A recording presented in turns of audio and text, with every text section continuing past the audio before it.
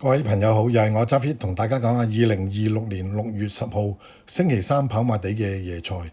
聽晚呢，我係會提供第8場俾大家參考嘅。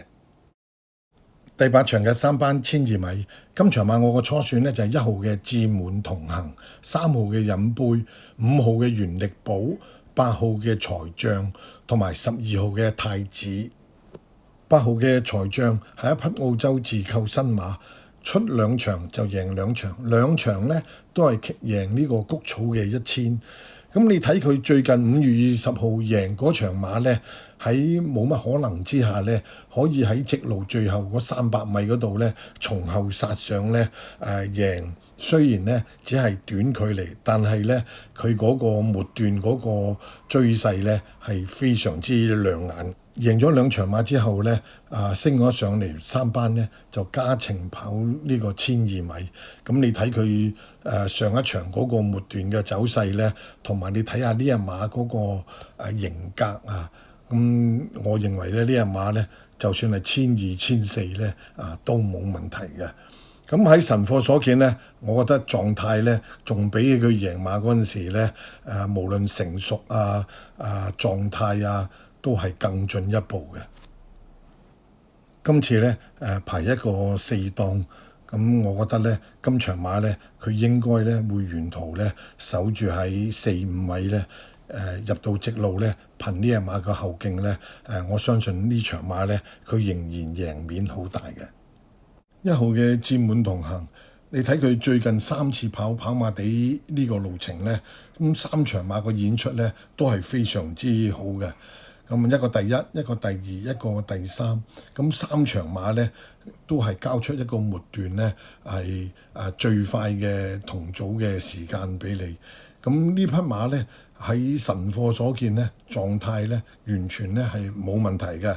咁今次呢，負個磅係好重，負135磅，仲要排12檔添。我估計呢，佢會呢一出閘呢跌埋心水呢，擺喺後邊嗰度嚟跟。然之後呢，落山呢就開始推進呢，咁入到直路嗰度呢，全力衝刺呢。我認為呢隻馬呢可以呢從後殺上嚟呢，走入前3名嘅。5號嘅原力寶呢，就啱啱呢流完鼻血，休息咗幾個月出翻嚟跑。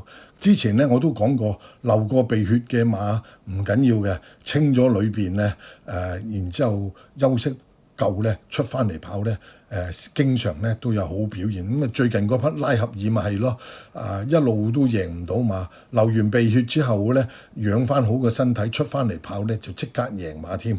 咁呢匹原力寶呢，本身呢都係好有質素嘅馬嘅。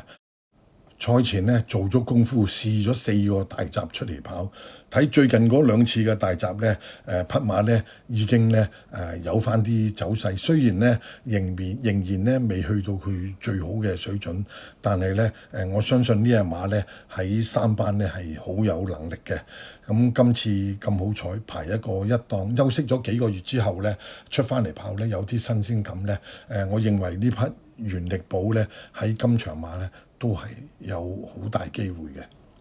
12號嘅太子呢，咁最近跑一場田草嘅1200同埋田草嘅1400，咁1400呢對佢嚟講呢係延長咗少少嘅，好似唔係咁啱跑。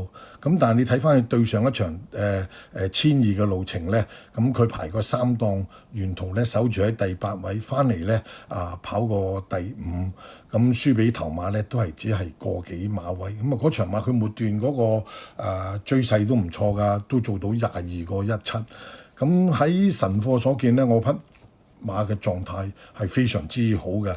咁賽前呢，仲同佢做一個大閘，再磨利啲。咁今次排3檔，由梁家俊跑呢，我認為呢隻馬呢跑谷草1200呢係好合佢腳法。今場嘅12號太子呢，我覺得佢有機會走入前3名。3號嘅飲杯呢，咁谷草1200呢係佢最佳嘅路程。咁今次仲排一個2檔添，雖然磅位係重啲，但係本身隻馬呢都有1200幾磅呢。我認為今場嘅3號飲杯呢，都可以擺入呢個3、4重彩嘅第3、第4位。第八場嘅連贏及位置連贏8拖1 5 12，三重彩單 T 四重彩4連環8拖1 3 5 12。第八場嘅四重彩指定位置馬膽，第一名馬膽8號，第二名嘅馬膽1號、5號、12號，第三名嘅馬膽1號、5號、12號，第四名嘅馬膽1號、2號、3號、5號、6號、10號、12號。呢一注飛呢，總共係30注，2蚊一注呢，總投注額呢係60蚊。